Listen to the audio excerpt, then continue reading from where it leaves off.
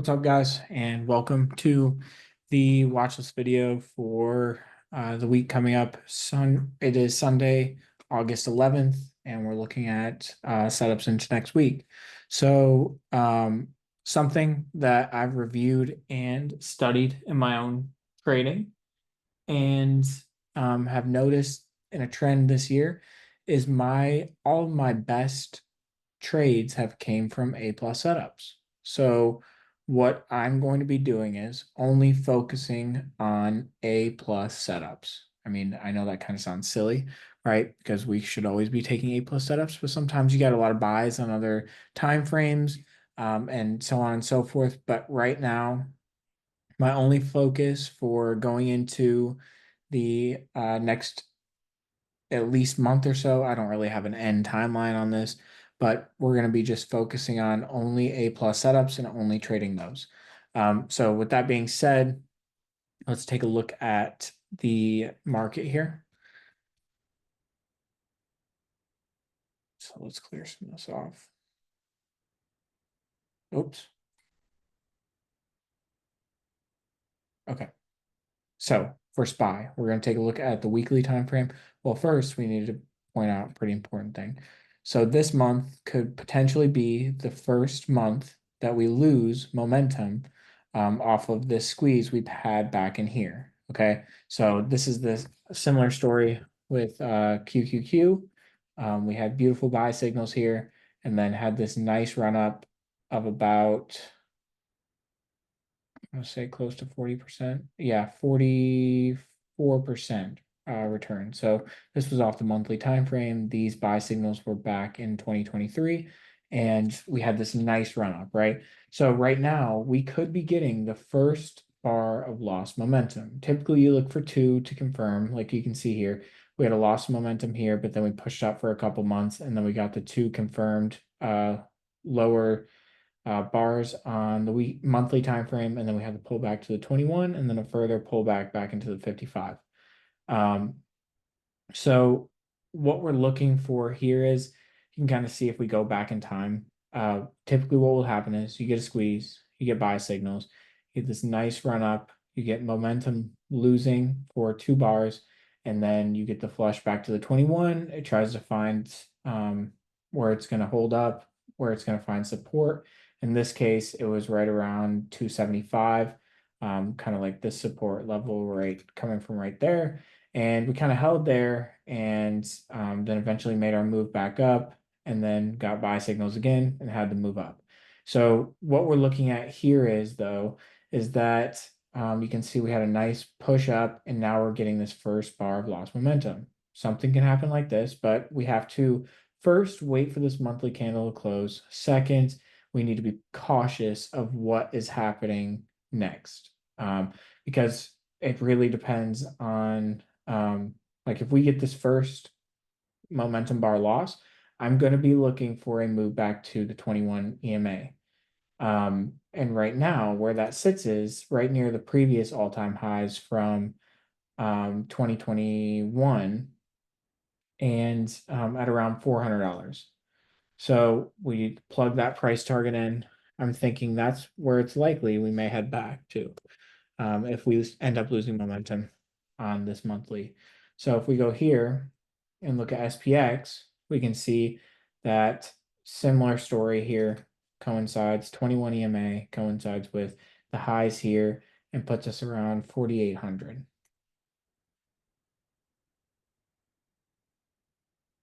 So we plug that in. And that's where kind of a common ground point where we may head to. So I really like that as a decision point to drop down to.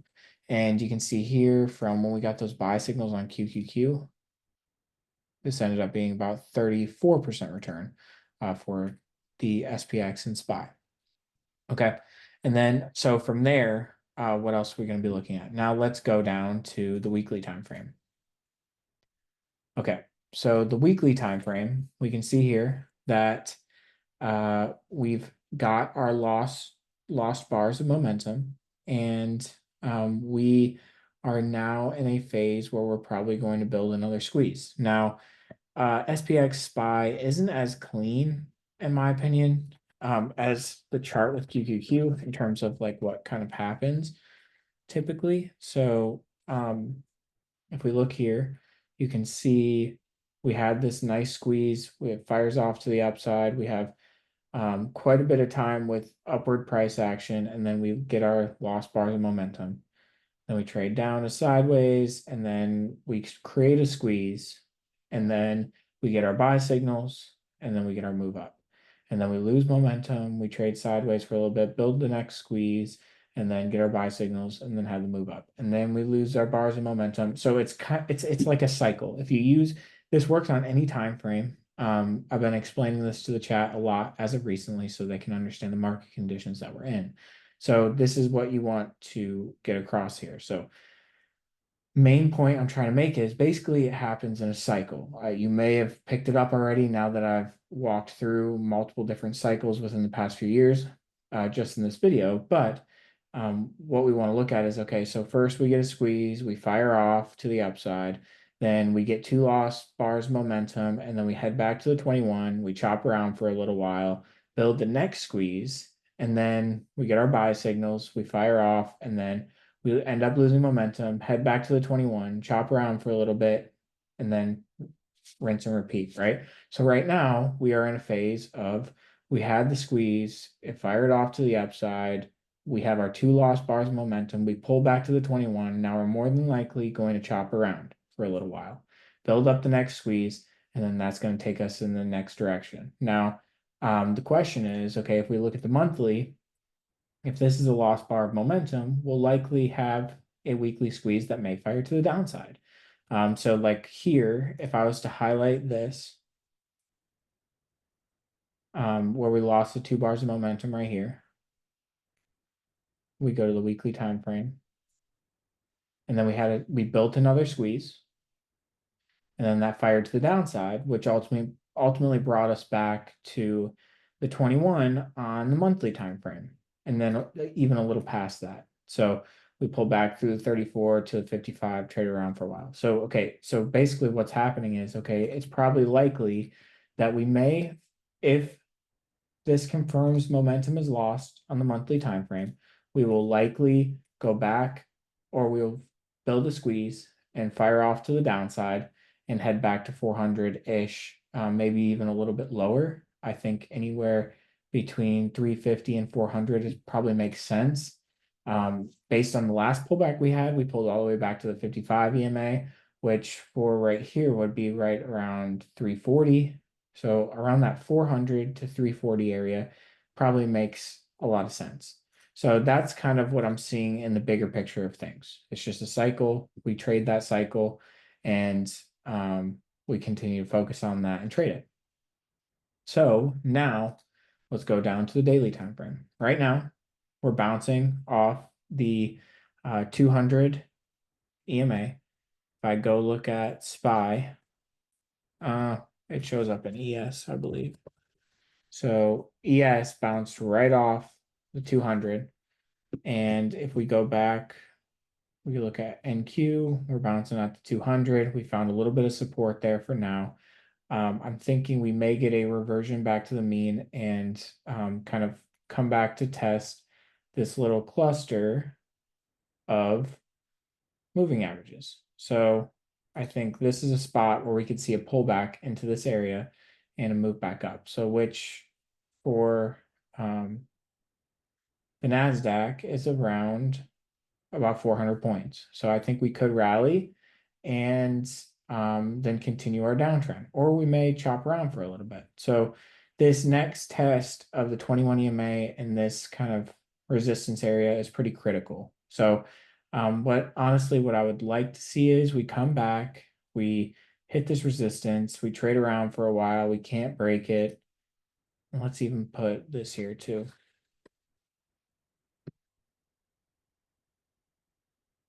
We come up to this resistance, this of the EMAs, we kind of chop around for a little bit, and it lines pretty close up with 19,000.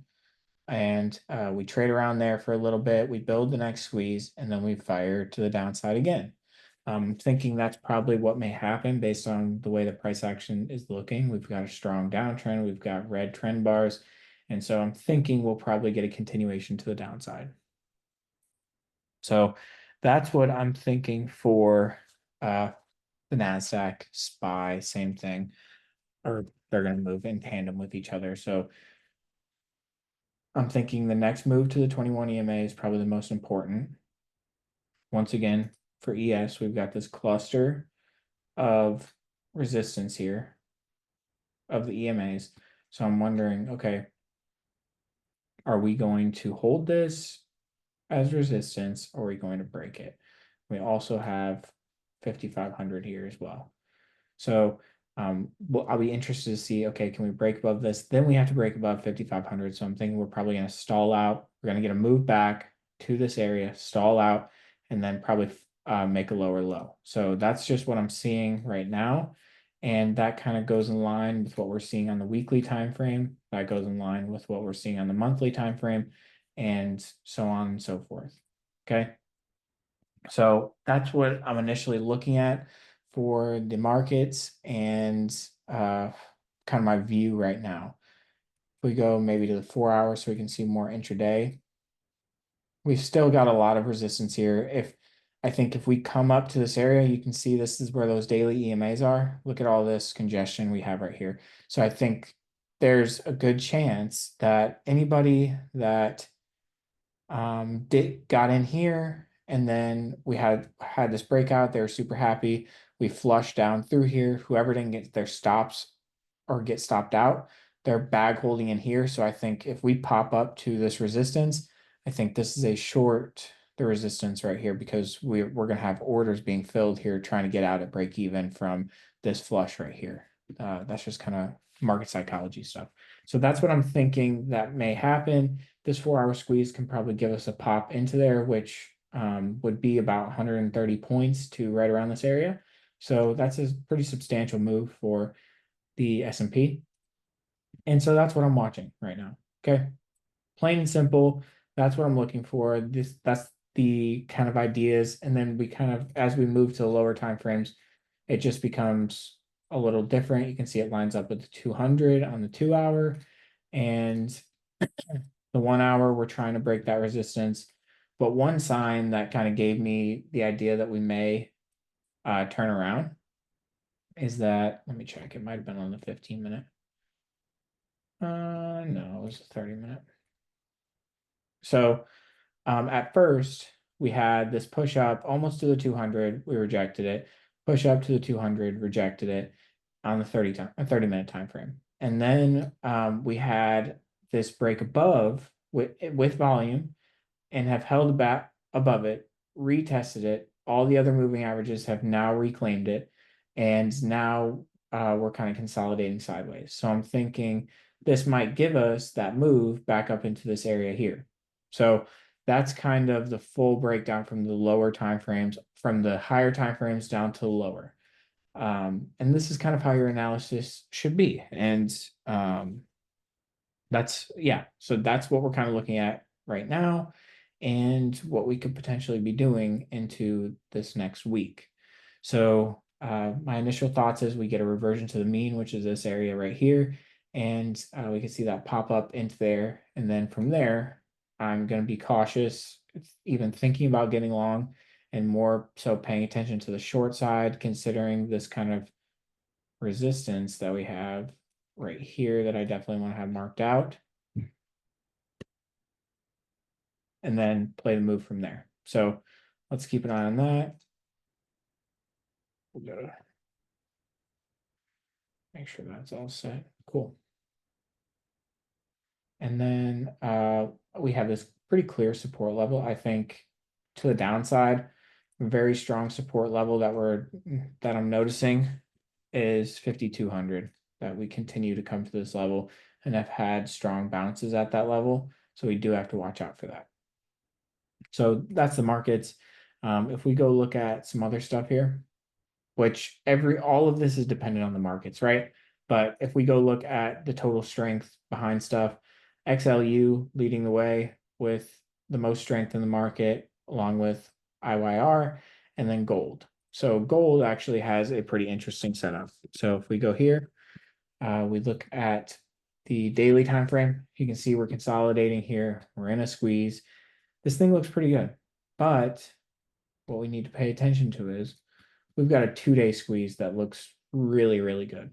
So I like this a lot. This is something that I'm going to keep on high watch for sure into this next week. We clear this off. And I think that we could see a really nice push in this here in this next week. I think that this would have been your better entry, but I do think that we have strong potential. Here, let's mark out this. We've got key resistance here at 2,500, and then from there, let's see if we've got a 3-day. Yep, we've got a 3-day A plus. We've got a 2-day A plus. What's the weekly looking like? The weekly has not even shifted momentum yet, so that could be getting us going. And then the daily just has a regular squeeze, a bullish looking squeeze. And then if we go maybe the 4-hour, we're still pretty choppy in here. So with that being said, looking at all this stuff, I think we've got a really good looking setup in gold with a primary focus on this 2-day that's going to give you the best entry. You could pick up entries all the way up into 40 or 2,400, and I think this one looks excellent. So that's one of the key ones that I'm paying attention to this week. And then as for that other stuff that's not looking that good, I mean, XLP looks good as well. If we look at XLP, it's got a daily A plus. And we take a look here. You can see we've got buy signals. We're holding up pretty well. This 1272 has shown to be very serious resistance. So if we can break that, I think we can finally go visit $80. And we've been having the hardest time trying to get there, but I think there's going to be a lot of resistance at $80. But we have an A plus setup on the daily time frame. We have a 10 out of 10 score. So this is actually a nice looking setup. So we'll keep an eye on that one as well. And then some oddball names that I'm looking at into this week. Let's make sure we hit. There's a couple other sectors I want to go over real quick. So these right in here, not necessarily XBI. It's not one of the better ones. The Dow, but this is if the S&P doesn't rally, the Dow is not going to rally, and the Dow has a lot to clean up on these lower time frames. If you've got a weekly buy signal, you want to see daily buy signals like this. That's where you can get those nice pushes and a really nice entry. But right now, reclaim the 21 EMA. It looks pretty good. We just got to keep an eye on it going into this week. And then another one, XLC is a sector that looks excellent. One of the top holdings in this is Meta. So you can see here we've got a buy signal, excellent looking trend, got bought right back up after the drop this week and actually finished green on the week. And then we have Meta, which this one, strong bullish engulfing. We have a really strong looking setup here. And I think there's a lot of confluence for us to head back up into 570 with the sector looking great. The stock looking even better. Meta looks like it could have a strong move to the upside. Potentially. So first I'm thinking we could probably get up into 600, but we've got fib cluster resistance right here at right around 570. So that would be the first initial target. So that's another one that looks great. And then other than that, that's the main stuff I'm saying.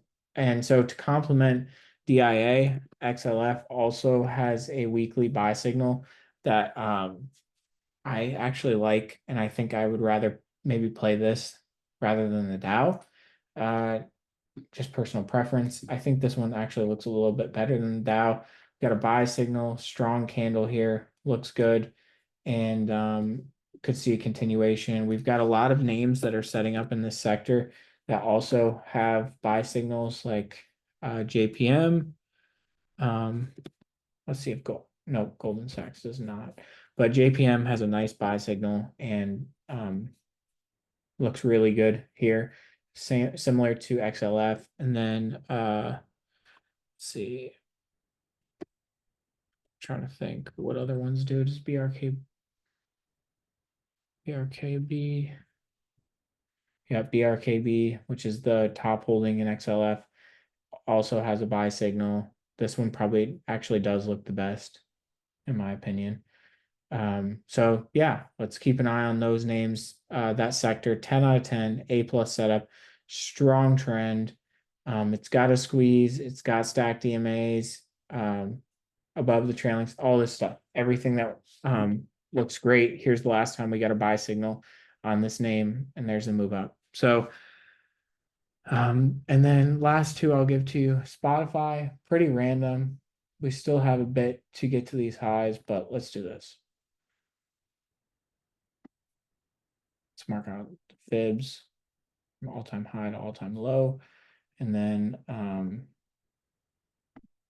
we had resistance at 300, and we bounced off that as support. We've got this weekly time frame shifting momentum. And then we had earnings gapped up, have traded sideways. So this one actually looks really good. So I'm thinking, okay, we could probably get another continuation up into 350. And yeah, we've got 4-hour buy signals on this one. So keep an eye on that one. And then lastly, Aflac. This one has had some really good strength. You can see on earnings, we had buy signals gapped up on earnings, but more importantly, when we're looking at this, we got a buy signal on the 15 or 30 minute. We've got a buy signal on the 15 minute and going into the close. So I'm thinking this is a steady uptrend. You can see a clear downtrend and then a reversal. And now we've been making higher highs and higher lows. And this is just a clean trend that I think can continue to the upside. So let's keep an eye on this one as well. And you can see the strength that it's had.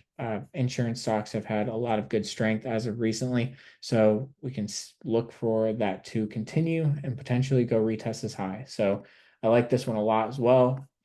Good strength, solid trend, everything we like to see. But I hope this helps. Thank you guys for watching. Keep an eye on those indexes. That's going to be the most important thing out of all of this. And we'll see kind of how this roadmap brings us in the coming weeks. All right, guys. Thanks.